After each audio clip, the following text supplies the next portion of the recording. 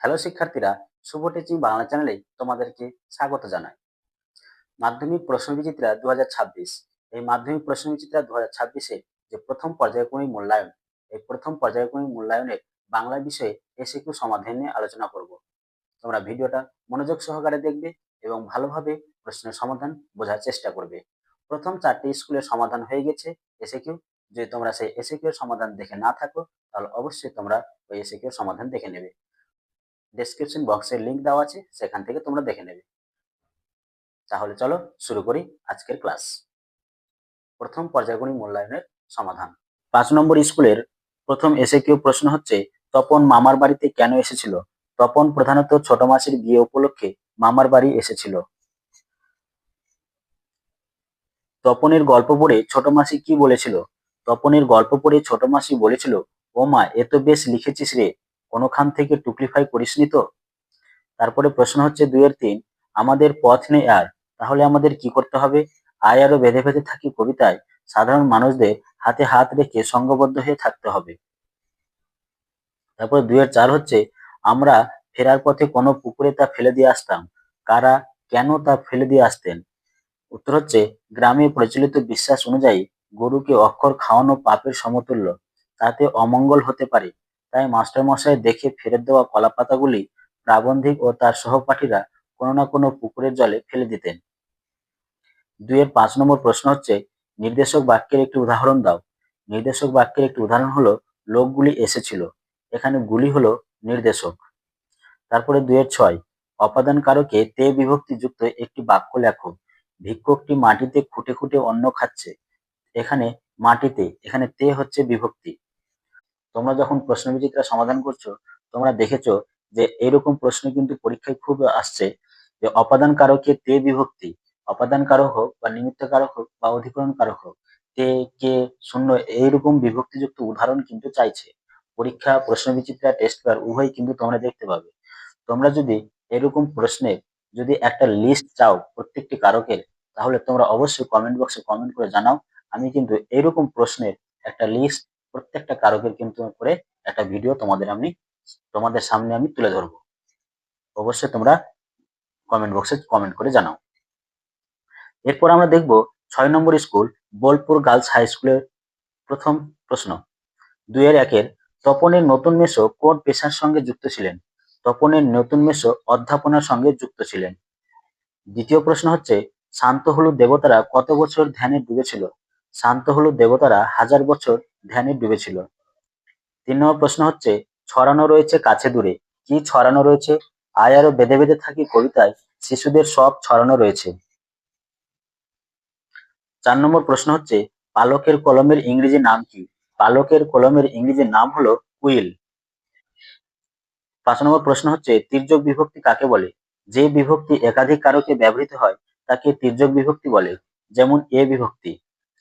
6 নম্বর প্রশ্ন হচ্ছে, সম্বন্ধপদ কারক নয় কেন? বাক্যে ক্রিয়ার সঙ্গে যেহেতু সম্বন্ধপদের কোনো প্রত্যক্ষ সম্পর্ক থাকে না, তাই সম্বন্ধপদকে অকারক বলা হয়। এবার আমরা 7 নম্বর স্কুলে বর্ধমান রাজ কলেজিয়েট স্কুল, এই স্কুলের এসএকিউ সমাধান 2-এর প্রশ্নগুলো দেখে নেব। প্রথম প্রশ্ন হচ্ছে, তপনের লেখা গল্পটির নাম কি? তপনের লেখা গল্পটির নাম প্রথম দিন। 2 নম্বর প্রশ্ন হচ্ছে, আমাদের পথ নেই আর, তাহলে আমাদের করণীয় কি? এই সমাজ রাজনৈতিক পচন ও পতনের মাঝে সমস্ত শুভবুদ্ধি সম্পন্ন মানুষের সঙ্গবদ্ধতাই হলো তার মুক্তির একমাত্র পথ। 3 নম্বর প্রশ্ন হচ্ছে, কলম তাদের কাছে আজ অস্পর্শ, কাদের কাছেও অস্পর্শ, হারিয়ে যাওয়া কালিকলম প্রবন্ধে কলম পকেটমারদের কাছে অস্পর্শ। 4 নম্বর প্রশ্ন হচ্ছে, কবির সঙ্গীতে বেজে উঠেছিল, কবির সঙ্গীতে কি বেজে উঠেছিল? আফ্রিকা কবিতায় কবির সঙ্গীতে সুন্দরের আরাধনা বেজে উঠেছিল। 2-5 প্রশ্ন হচ্ছে, তির্যক বিভক্তি কাকে বলে? এই প্রশ্নটা কিন্তু খুবই রিপিট হচ্ছে, তোমরা কিন্তু এই প্রশ্নের উত্তরটা ভালোভাবে জেনে রাখবে। যে বিভক্তি একাধিক কারকে ব্যবহৃত হয় তাকে তির্যক বিভক্তি বলে, যেমন এ বিভক্তি। 8 নম্বর স্কুল হচ্ছে Chandannagar municipal corporation school cluster. এখানে প্রথম প্রশ্ন আমরা 2-এর দেখে নেব। 2 দাগের প্রথম প্রশ্ন, ক্রমশ কথাটাও ছড়িয়ে পড়ে। কোন কথাটা ছড়িয়ে পড়ে? তপনের গল্প কাঁচা লেখা হওয়ায় তাতে একটু আধটু কারেকশন করতে হয়েছে। তপনের মেসোমশাইয়ের এই কথাটা সারা বাড়িতে ছড়িয়ে পড়ে। 2 নম্বর প্রশ্ন হচ্ছে, অসুখী একজন কবিতাটি তর্জমা করেছেন কে? অসুখী একজন কবিতাটি তর্জমা করেছেন নবারুণ ভট্টাচার্য। ৩ নম্বর প্রশ্ন হচ্ছে, আমাদের বাম ও ডান পাশে কি কি রয়েছে? আমাদের বাম পাশে গিরিখাত ও ডান পাশে ধস রয়েছে। ৪ নম্বর প্রশ্ন হচ্ছে, অষ্টাদশ শতকে ৪ খণ্ড রামায়ণ কপি করে একজন লেখক কি পেয়েছিলেন? অষ্টাদশ শতকে ৪ খণ্ড রামায়ণ কপি করে একজন লেখক পেয়েছিলেন নগদ ৭ টাকা, কিছু কাপড় আর মিঠাই। ৫ নম্বর প্রশ্ন হচ্ছে, নির্দেশ কাকে বলে? উদাহরণ দাও। যেসব শব্দ প্রধানত বিশেষ্য পদের পরে যুক্ত অবস্থায় বসে সেই পদের ভাব বা বচনকে নির্দেশ করে তাকে নির্দেশক বলে। যেমন টি, টা, খানা, খানি ইত্যাদি। তোমরা এই নির্দেশকের উদাহরণ তোমরা বাক্যে প্রয়োগ করেও কিন্তু তোমরা দিতে পারো। কিরকম বাক্যে প্রয়োগ? যেমন গাছ থেকে আমটি পড়লো, এখানে আমটি, টি হচ্ছে নির্দেশকের উদাহরণ। এইভাবে তোমরা কিন্তু বাক্যে প্রয়োগ করে উদাহরণ দিলে বেস্ট মনে হয়। অবশ্যই তোমরা কিন্তু বাক্যে প্রয়োগ করে দেওয়ার চেষ্টা করবে। তবে এইভাবে উদাহরণ দিলেও কোনো অসুবিধা হবে না। যদি তোমরা বাক্যে প্রয়োগ করে দাও তাহলে সেটা কিন্তু বেশি ভালো আর কি। তারপরে প্রশ্ন হচ্ছে ৬ অকারক বলতে কি বোঝো? বাক্যে অবস্থিত যে নামপদের সঙ্গে ক্রিয়াপদের প্রত্যক্ষ সম্পর্ক থাকে না তাকে অকারক বলে। এখানে প্রত্যক্ষ, প্রত্যক্ষ কথার অর্থ হচ্ছে স্পষ্ট বা সরাসরি। যদি কোনো বাক্যে নামপদের সঙ্গে ক্রিয়াপদের যদি কোনো সরাসরি সম্পর্ক না থাকে তাহলে সেটাকে আমরা কি বলি? অকারক বলি। যেমন দেখো, বৎস আগে পুজো ইষ্ট দেবে। এখানে দেখো ক্রিয়াপদের সঙ্গে নামপদ অর্থাৎ যার নিচে দাগ দেওয়া আছে বৎস, এই বৎসর সাথে ক্রিয়াপদের কোনো সরাসরি কিন্তু সম্পর্ক নেই, তাই বৎস হচ্ছে অকারক। এবার আমরা ৯ নম্বর স্কুলের ২ এর প্রশ্ন যেগুলো আছে ২ এর ১ এর সেগুলো দেখে নেব। ২ এর ১ নম্বর প্রশ্ন হচ্ছে, কোন কথা শুনে তপনের চোখ মার্বেল হয়ে গেল? লেখকরা ভিন্ন জগতের প্রাণী, এটাই ছিল তপনের ধারণা। কিন্তু তার নতুন মেসোমশাই একজন লেখক শুনে বিস্ময়ে তপনের চোখ মার্বেল হয়ে গেল। আর মার্বেল কথা তোমরা অর্থ জানো, যে কোনো কথা শোনার পর চোখটা গোল হয়ে যাওয়া, বড় বড় আকারে গোল হয়ে যাওয়াটা হচ্ছে মার্বেল বলা হয়। এরপর আমরা ২ এর ২ প্রশ্ন হচ্ছে, আমরা ভিখারি ১২ মাস এ কথা বলার কারণ কি? সাধারণ মানুষ চিরকালই বঞ্চিত, উপেক্ষিত। সাম্রাজ্যবাদী শাসক শক্তিতে লোলুপতায় সাধারণ মানুষ তাদের জীবিকা ও আশ্রয় হারিয়ে ভিখারিতে পরিণত। তারপরে ২ এর ৩ এর প্রশ্ন হচ্ছে, এসো যুগান্তের কবি, কবির ভূমিকাটি কি হবে? যুগান্তের কবি সভ্য দুনিয়ার প্রতিনিধি রূপে অপমানিত মানহারা মানবী রূপে আফ্রিকার পাশে এসে দাঁড়াবেন এবং তার প্রতি ঘটা অন্যায়ের জন্য ক্ষমা প্রার্থনা করবেন। এবার ২ এর ৪ নম্বর প্রশ্ন হচ্ছে, ব্যাকরণ অংশ থেকে প্রযোজক কর্তা কাকে বলে? উদাহরণ সহ লেখো। উত্তর হচ্ছে, যে কর্তা নিজে কাজটি না করে অন্যকে দিয়ে কাজটি করিয়ে নেয় তাকে প্রযোজক কর্তা বলে। যেমন মা শিশুকে চাঁদ দেখাচ্ছেন, এখানে দেখো মা কিন্তু কাজটি করছে না, মা কিন্তু শিশুকে দিয়ে কাজটি করাচ্ছেন, তাই এখানে মা হচ্ছে কি? প্রযোজক কর্তা। এবার আমরা দেখে নেব ২ এর ৫ এর প্রশ্ন, ফাউন্টেন পেন সংগ্রহের নেশা ছিল এমন দুজন লেখকের নাম লেখো। ফাউন্টেন পেন সংগ্রহের নেশা ছিল এমন দুজন লেখকের নাম হলো শৈলজানন্দ মুখোপাধ্যায় এবং শরৎচন্দ্র চট্টোপাধ্যায়। তারপরে প্রশ্ন হচ্ছে ২ এর ৬ মন্দিরে বাজছিল পূজার ঘণ্টা, নিম্নরেখ পদটির কারক ও বিভক্তি নির্ণয় করো। মন্দিরে, তাহলে মন্দিরে কোন কারক? অধিকরণ কারকের এ বিভক্তি। কেন মন্দিরে অধিকরণ কারকের এ বিভক্তি? আমরা অধিকরণ কারকে কি জানি? কোনো নির্দিষ্ট স্থান বোঝাবে।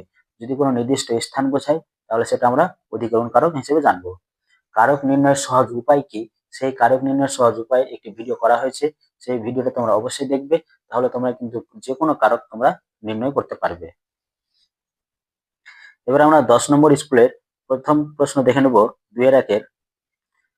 বাবু কুইল ড্রাইভার্স, বক্তা কেন এ কথা বলেছেন? লর্ড কার্জন বাঙালি সাংবাদিকদের গরম গরম ইংরেজি দেখে বক্তা বলেছেন বাবু কুইল ড্রাইভার্স। সমুদ্র পাড়ে সেই মুহূর্তে কি ঘটেছিল? সমুদ্র পাড়ে, আফ্রিকা কবিতা অনুসারে সমুদ্র পাড়ে সেই মুহূর্তে তাদের পাড়াতে দয়াময়ী দেবতার নামে সকাল সন্ধ্যায় মন্দিরে বেজেছিল পুজোর ঘণ্টা। সেই সময় মায়ের কোলে শিশুরা খেলছিল আর কবির সঙ্গীতে বেজে উঠেছিল সুন্দরের আরাধনা। এবার ব্যাকরণ অংশ থেকে নির্দেশক কাকে বলে?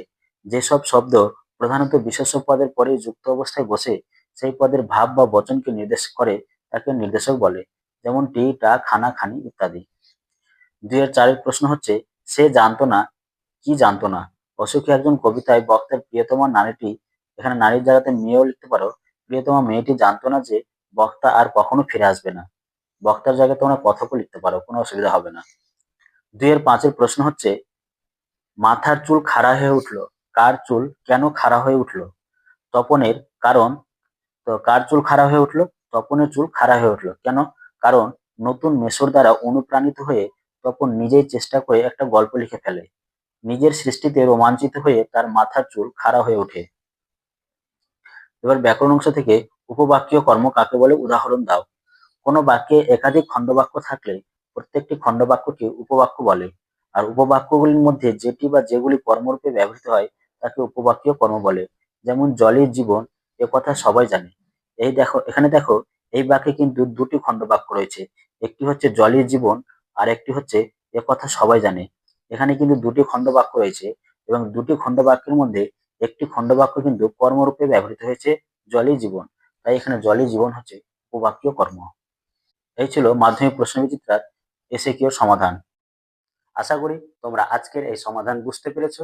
যদি তোমাদের কোনো প্রশ্ন থেকে থাকে তাহলে অবশ্যই তোমরা কমেন্ট বক্সে কমেন্ট করে জানাতে পারো। আর চ্যানেলকে সাবস্ক্রাইব করে পাশে থাকবে নতুন আপডেট পাওয়ার জন্য। ধন্যবাদ। ভালো থেকো, সুস্থ থেকো।